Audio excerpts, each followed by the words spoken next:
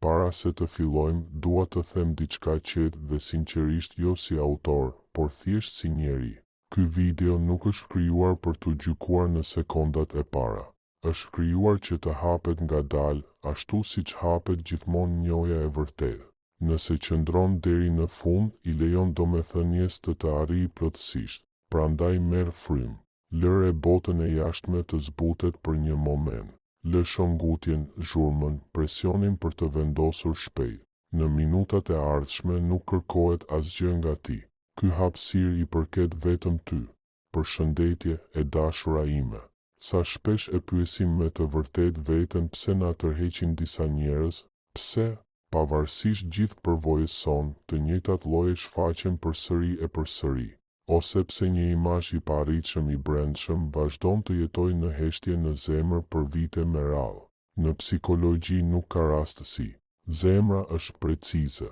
Ky gjejm tërheqës tregon më pak për atë person dhe shumë më tepër për ne, për nevojat tona të pathëna, lodhjen tonë të akumuluar, etjen tonë për siguri ose për emocion.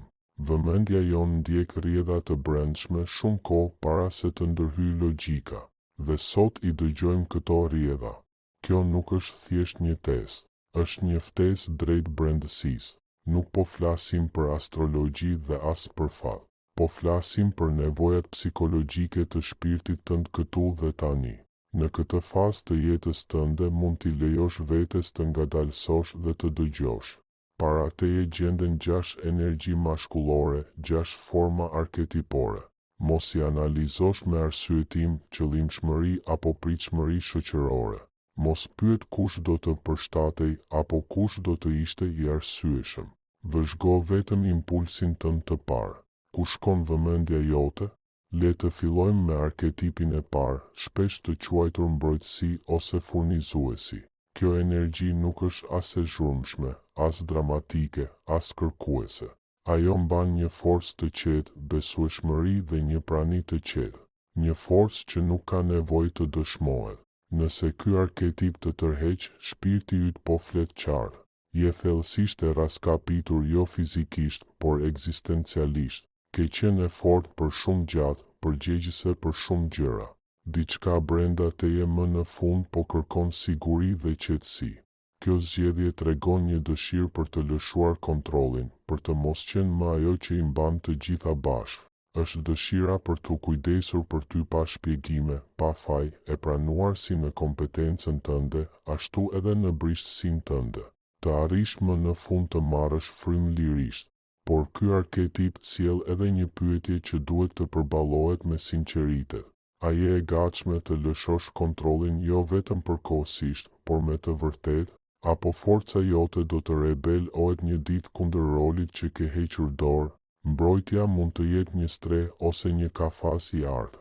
Arketipi I dytë mbart një energji krejt tjetër. Luftëtari, heroi, pushtuesi. Kjo energji është aktive, e drejtuar drejt qëllimit, e shtyr nga synimi. Ajo nuk pret, por ecën përpara. Formohet nga veprimi, jo nga prania e qetë. Nëse ky arketip të tërhoqi, shpirti yt nuk kërkon pushim por njohje. Ndoshta ndihesh e padukshme, e marrë si e mirëqen, e reduktuar në funksion në vend të qenies. Rutina ka mbytur diçka të gjallë brenda teje. Kjo zgjedhje tregon një nevojë për të ndjerë e zgjedhur, e ngritur, e admiruar jo vetëm e dashur, por e kërkuar. Do të ndjesh që dikush do të luftonte për ty, që do të arrinte, që do të ngrihej për ty, do intensitet dhe lëvizje. Ky arketip sjell shtys, ambicie dhe vendosmëri. Ai e di ku po shkon dhe pret që ta ndjekësh. Jeta me të ndihet e orientuar, e ngarkuar, dinamike por rrallë e qetë. Hija e kësaj zgjedhjeje qëndron në shtytjen e vazhdueshme përpara. Aty ku ka luftë të pandërprer, ka pak pushim. Aty ku sundon arritja, intimiteti mund të bëhet I kushtëzuar. Pyet e veten, a kërkon me të vërtet emocion apo po përpiqesh t'i shpëtosh heshtjes? Arketipi I tretë hyn në terren më të pasigurt, gënjeshtari, provokatori, djali I përjetshëm. Kjo energji është lozonjare, e paparashikueshme, magnetike. Nuk premton as siguri, as strukturë. Premton gjallëri.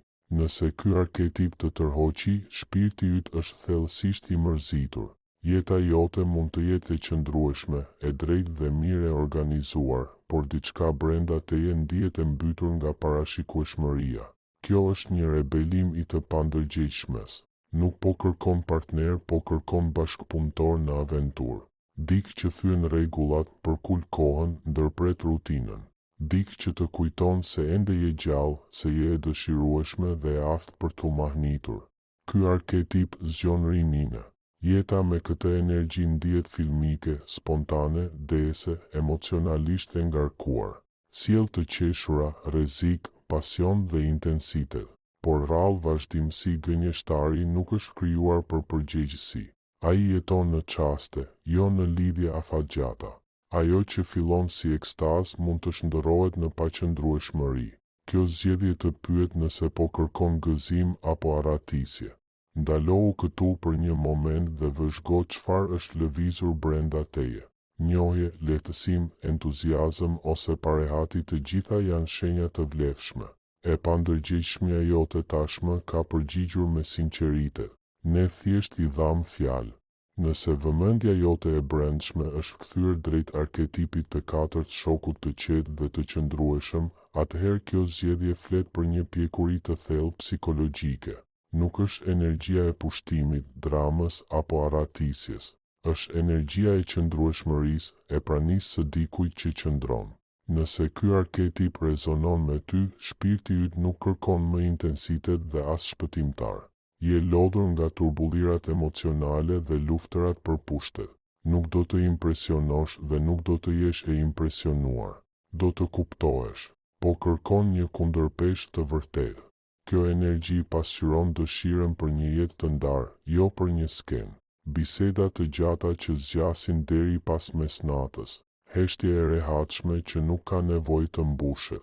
Një marrëdhënie ku mund të shfaqesh ashtu siç je. Ky arketip ofron qëndrueshmëri pa dominim dhe kujdes pa kontroll.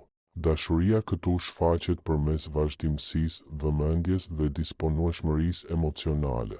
Asgjë spektakolare, por diçka e qëndrueshme. Një lidhje që rritet me kohën. Por kjo zgjedhje sjell edhe një sfidë të hollë. Nëse sistemi yt nervor është formuar nga kaosi I së kaluarës, qetësia mund të duket e huaj. Mund ta ngatërosh paqen me mërzin. Ky arketip të pyet nëse je gati të ndalosh së ngatëruari frikën me pasionin. Arketipi I 5 sjell një erë krejt tjetër, udhëtari, kërkuesi, shpirti I lirë. Kjo energji është e gjerë, kurioztare, e palidhur. Nuk I përket rutinave apo strukturave të ngurta. I përket lëvizjes. Nëse ky arketip të ka tërhequr, shpirti yt po kërkon hapësirë. Ndoshta ndihesh I e bllokuar në role, pritshmëri apo detyrime. Jeta është bërë shumë e ngushtë, shumë e qartë e përcaktuar. Diçka brenda teje ka nevojë për ajër. Nuk është gjithmonë dëshira për një partner, shpesh është dëshira për të shpërthyer. Udhëtari përfaqëson lirinë, mundësitë dhe të drejtën për të ndryshuar drejtimin. Ai të kujton se je më shumë se përgjegjësitë e tua, se jeta ende mund të habisë. Me këtë energji kthehen frymëzimi, kurreshtja dhe kreativiteti, por stabiliteti nuk është I garantuar. Ky arketip nuk mund të zotërohet. Pyetja nuk është nëse kjo energji është e mirë apo e keqe.